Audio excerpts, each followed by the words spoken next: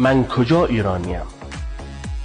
من که با دین عرب آمیخته‌ام، کیش و آیین را به تازی باخته‌ام.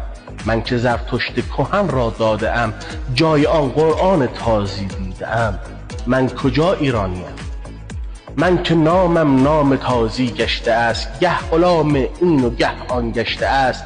میروم مشهد به پابوس رضا، گرچه فردوسی همانجا خفته است. من کجا ایرانیم؟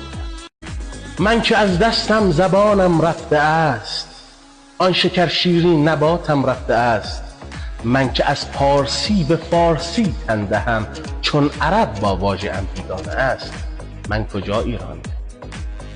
من که قلبم با عذاب پر گشته است، با غم بیگانه دل آغشته است. من که با اشک و غم و سینه زنی، شور و شادی از برم گم گشته است. من کجا ایرانیم؟ من که تاج شاهیم چون رفته است، جای آن عمامه بر سر رفته است. من که جشنم جای نوروز و سده، عید فطر و عید قربان گشته است. من کجا ایرانیم؟ من که بر گوشم چو روحم خسته است، زاهدی بانگ اذان را گفته است. بر سر هفت سین من هر نوبهار، جای شهنامه چو تازی نامه است. من کجا ایرانیم؟ من که خرم دین ز یادم رفته است، مهر میهن از روانم رفته است. گرچه از بانگ خروس تا بانگ شب، حلق من الله اکبر گفته است. من کجا ایرانیم؟